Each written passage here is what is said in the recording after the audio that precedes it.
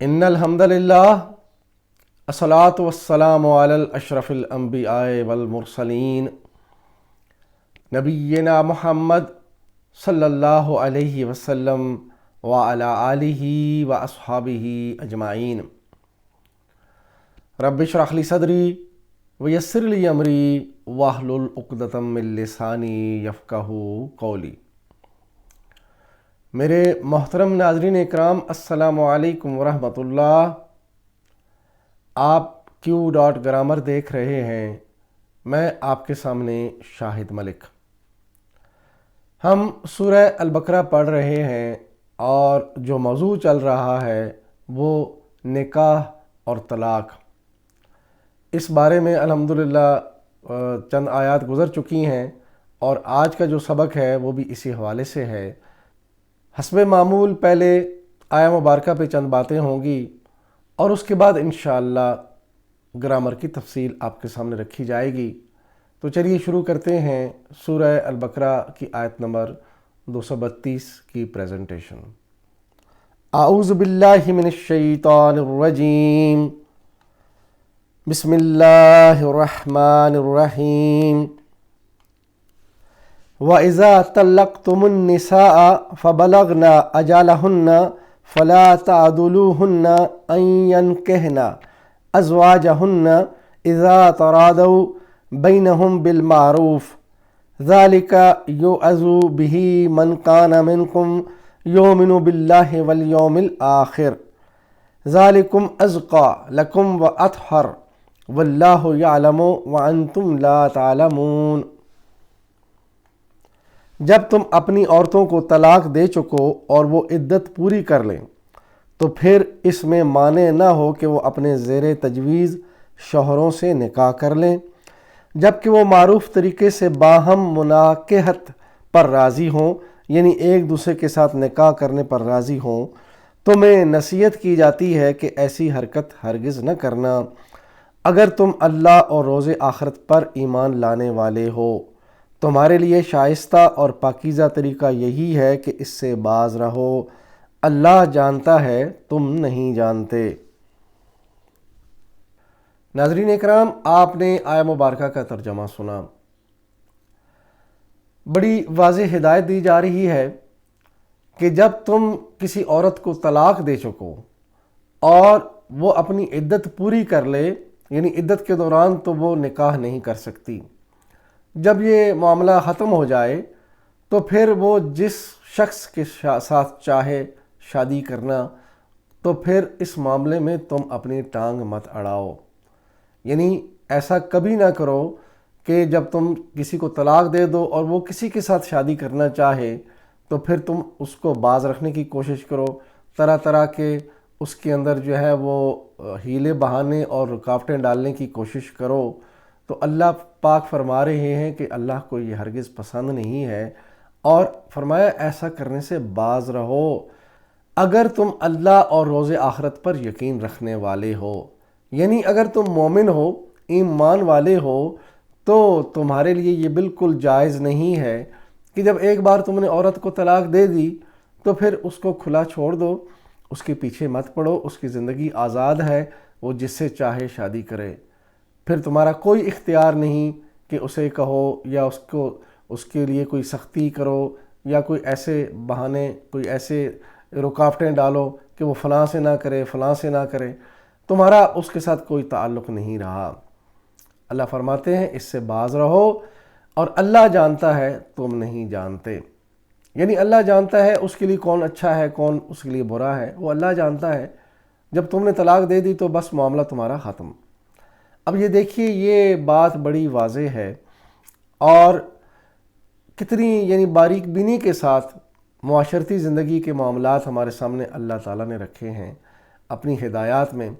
تو مسئلہ یہی ہے کہ جب ہمیں ان ہدایات کا پتہ نہیں، اور اکثر ہم نے دیکھا ہے اس معاملے میں کہ شادی ہوئی، طلاق ہو گئی، اور پھر جو ہے وہ میاں وہ اگر با اثر ہے تو اس نے اس عورت کی زندگی جو ہے وہ تنگ کر رکھی ہے، نہ اسے کسی کے ساتھ شادی کرنے دیتا ہے اور پھر نہ ہی کوئی یعنی اس کے لیے کوئی سہولت فراہم کرتا ہے، خواہ مخواہ اس کے پیچھے پڑا رہتا ہے۔ تو یہ ہم نے اپنے معاشرے میں دیکھا ہے ایسا ہوتا ہے، اور ایسا ہوتا کیوں ہے؟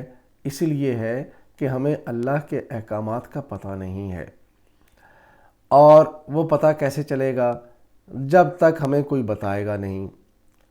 اور یہ ہماری بدبختی ہے کہ ہمیں دوسری چیزوں میں الجھایا جاتا ہے، بس اپنے جو ہے فرقوں کی تبلیغ اور دوسرے کی تکفیر چلتی رہتی ہے، اور ان معاملات کو جو ہے وہ کوئی ایڈریس نہیں کیا جاتا، لوگوں کی اس طرح تعلیم و تربیت نہیں ہوتی۔ اور پھر لوگوں کے اندر بھی یہ تھوڑی سی کمزوری ہے، بلکہ بہت بڑی کمزوری ہے، کہ جب دنیا کی ہم سارے علوم سیکھتے ہیں، ساری چیزیں سیکھتے ہیں، تو ہم نے قرآن کو صرف ناظرہ پڑھنے کے لیے رکھا ہوا ہے۔ کیوں نہ ہم اس کو پڑھیں اور اس کو سمجھیں؟ یہ قرآن کے جو حقوق ہیں اس میں شامل ہے کہ اس کو سمجھا جائے اور اس پہ عمل کیا جائے۔ اس چھوٹے سے پلیٹ فارم سے یہی ایک میسج دیا جاتا ہے کہ ہم اس کو پڑھیں، سمجھیں اور اپنی زندگی کو سنواریں، اور اپنے معاشرے میں جو بھی غلط روایات چلی آ رہی ہیں، جو غلط رواج چلے آ رہے ہیں، جو قرآن و سنت سے ہٹ کے ہیں، ان کو جو ہے لوگوں کو بتائیں، سمجھائیں اور خود بھی عمل کریں۔ اور اگر کوئی سمجھے نہ سمجھے تو یہ اس کی مرضی ہے، ہمارا کام جو ہے وہ بتلا دینا ہے۔ وما علینا الا البلاغ، ہمارے لیے جو حکم ہے وہ تو یہی ہے، اور یہی حکم نبی اکرم صلی اللہ علیہ وسلم کو اللہ تعالیٰ نے ارشاد فرمایا کہ آپ کے اوپر صرف پہنچا دینا ہے۔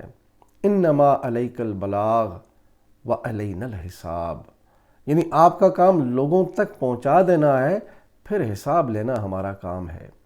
تو غور سے سن لیجئے، حساب تو اللہ نے لینا ہے۔ اللہ پوچھے گا کہ میرا کلام تمہارے پاس آیا تھا، اس کے آسان تراجم جو ہیں وہ علماء نے لکھے، تفاسیر لکھی، جس کو تم پسند کرتے ہو اس کو پڑھو، سمجھو، اتنا وقت دو کہ کم از کم زندگی میں ایک بار قرآن کا ترجمہ پڑھ لیا جائے، اور اس سے بڑھو تو ایک بار کسی اچھی تفسیر کو پڑھ لیا جائے، اور اگر اس سے بھی انشاءاللہ آگے بڑھنا چاہیں تو ایک بار کسی عالم کی تفسیر پڑھ لی جائے، اور پھر جب اور انشاءاللہ آگے بڑھیں تو پھر گرامر سیکھیں اور خود سے قرآن پڑھیں، سمجھیں۔ جب نمازوں میں تلاوت ہو تو خود سمجھ آئے تو پھر اس نماز کا کیا مزہ ہوگا۔ اب چلے ہم آج کی آیت مبارکہ کی گرامر کی تفصیل دیکھتے ہیں۔ وَإِذَا طَلَّقْتُمُ النِّسَاءَ فَبَلَغْنَ أَجَلَهُنَّ فَلَا تَعْضُلُوهُنَّ أَن يَنكِحْنَ أَزْوَاجَهُنَّ، جب تم اپنی عورتوں کو طلاق دے چکو اور وہ عدت پوری کر لیں تو پھر اس میں مانع نہ ہو کہ وہ زیر تجویز شوہروں سے نکاح کر لیں۔ اذا طلقتم النساء، جب تم اپنی عورتوں کو طلاق دے چکو۔ واو عطفہ اذا شرط ہے، ظرف زمان بھی ہے، طلقتم یہ فعل ہے، النساء مفعول بہ ہے، جمع مؤنث منصوب، یعنی جمع کی صورت میں جب فیمیل کی جمع آتی ہے تو جو یہ جمع حالت جب حالت نصب یا حالت جر میں جاتی ہے تو اسی طرح زبر کے ساتھ ہی آتی ہے۔ فبلغنا اجالہن،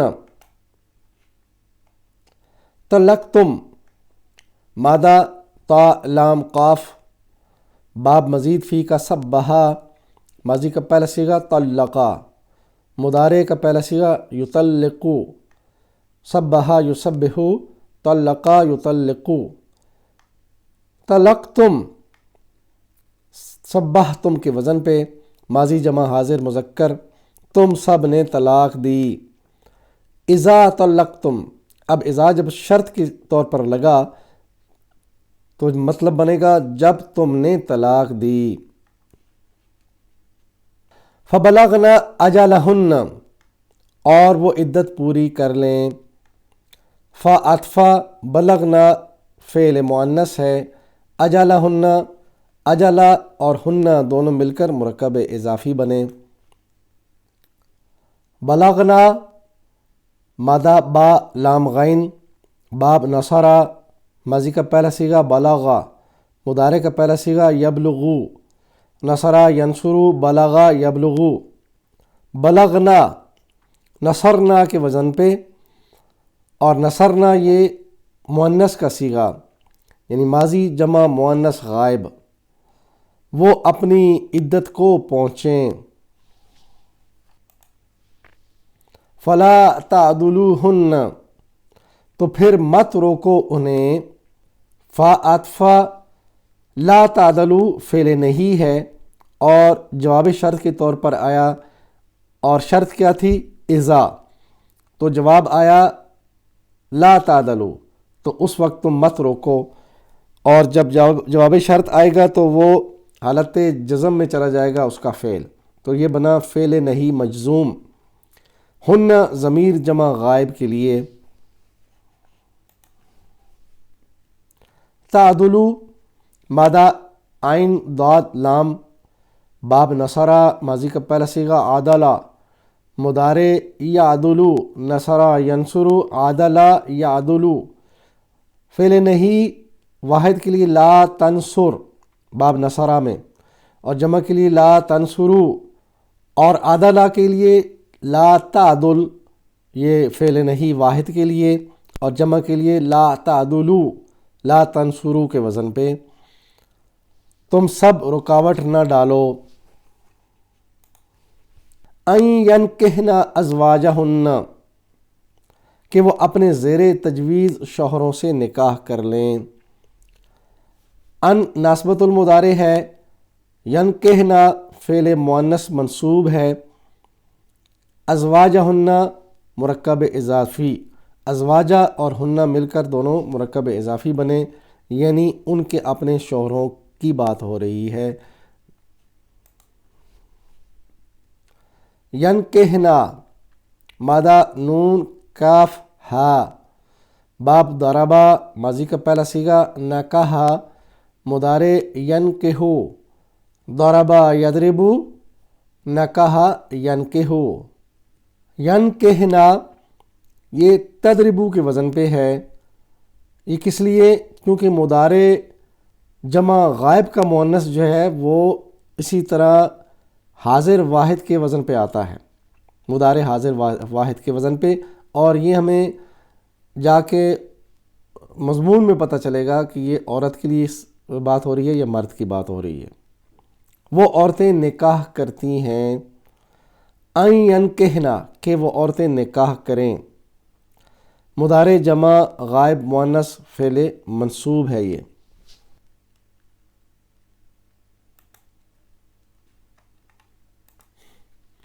اذا ترادوا بینہم بالمعروف ذالک یوعظ بہ من کان منکم یؤمن باللہ، جب کہ وہ معروف طریقے سے باہم مناکحت پر راضی ہوں، اس حکم کے تحت نصیحت کی جاتی ہے اس کو تم میں سے جو اللہ پر ایمان رکھتا ہو۔ اذا ترادوا بینہم بالمعروف، جب کہ وہ معروف طریقے سے باہم مناکحت یعنی آپس میں نکاح کرنے پر راضی ہو جائیں۔ اذا ظرف زمان ہے، ترادو فعل ہے، بینہم مرکب اضافی ہے، بالمعروفی یہ مرکب جاری ہے۔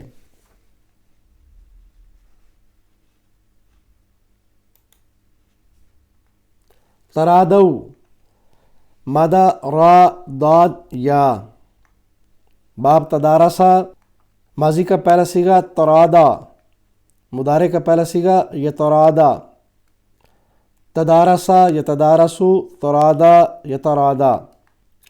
ترادو یہ تدارسو کے وزن پہ ہے، ماضی جمع غائب، مرد عورت دونوں، یعنی ماضی میں جب جمع کی حالت میں بات ہوتی ہے یا مضارع میں جب جمع کی حالت میں بات ہو تو مرد و عورت دونوں کے لیے ہوتا ہے، اور اگر عورتوں کے لیے خاص ہو تو پھر فیمیل کا صیغہ لگتا ہے۔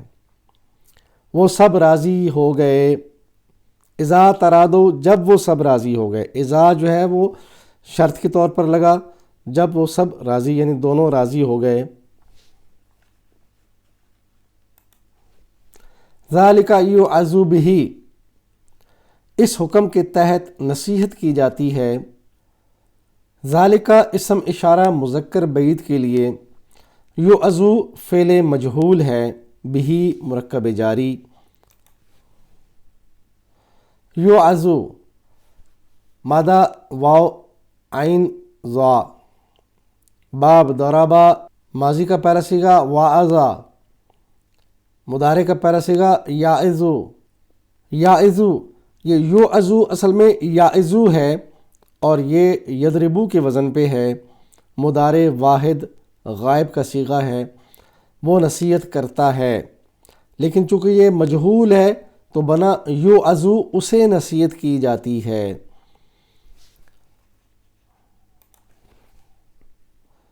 یعظو وہ نصیحت کرتا ہے، یہ فعل معلوم ہے، اور یعزو یہ مجہول بنا اسے نصیحت کی جاتی ہے، مجہول مضارع.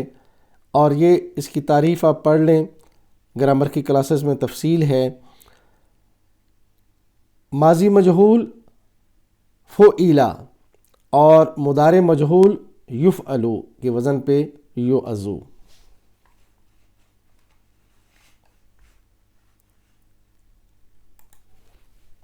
من کان منکم یؤمن باللہ، اس کو یعنی اس شخص کو تم میں سے جو اللہ پر ایمان رکھتا ہے، یہ نصیحت اس کو کی جاتی ہے. من شرط کے طور پر آیا، کانا فعل ہے، منکم مرکب جاری، یؤمن بھی فعل ہے، باللہ مرکب جاری. یؤمن مادہ حمزہ یا الف میم نون. باب مزید فی کا اسلمہ ماضی کا پہلا صیغہ آمنا، مضارع یؤمنو اسلمہ یسلمو آمنا یؤمنو. یؤمنو یسلمو کے وزن پہ وہ ایمان لاتا ہے، فعل مضارع واحد غائب مذکر، یعنی وہ شخص جو ایمان والا ہے اسے ہی نصیحت کی جاتی ہے تو وہ قبول کرتا ہے.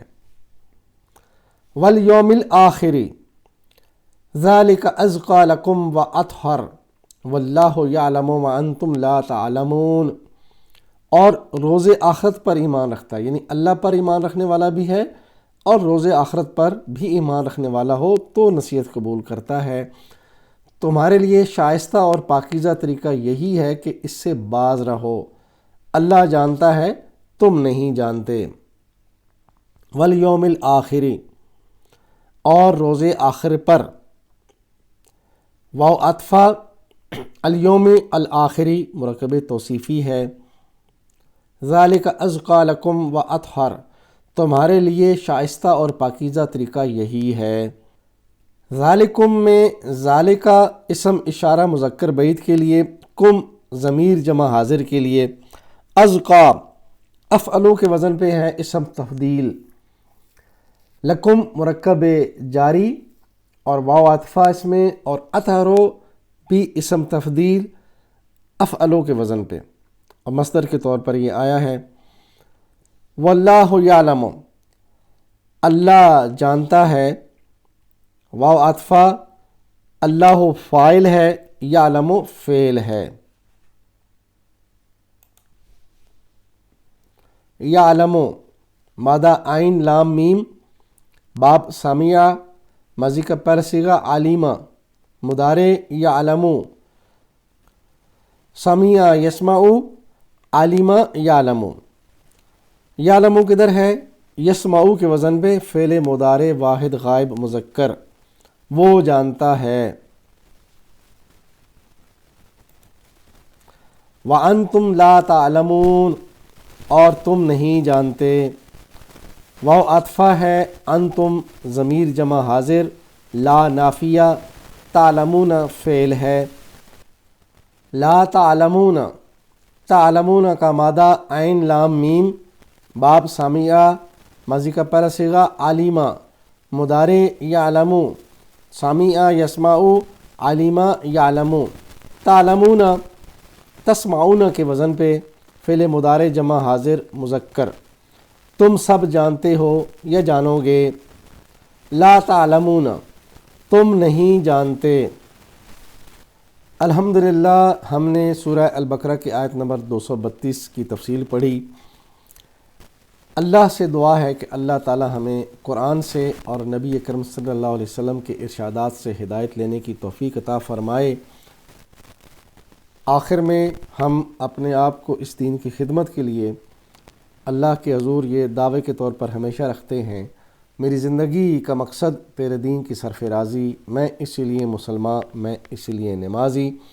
وآخر دعوانا ان الحمدللہ رب العالمین۔ الصلاۃ والسلام علی رسول الکریم۔ جزاکم اللہ خیراً۔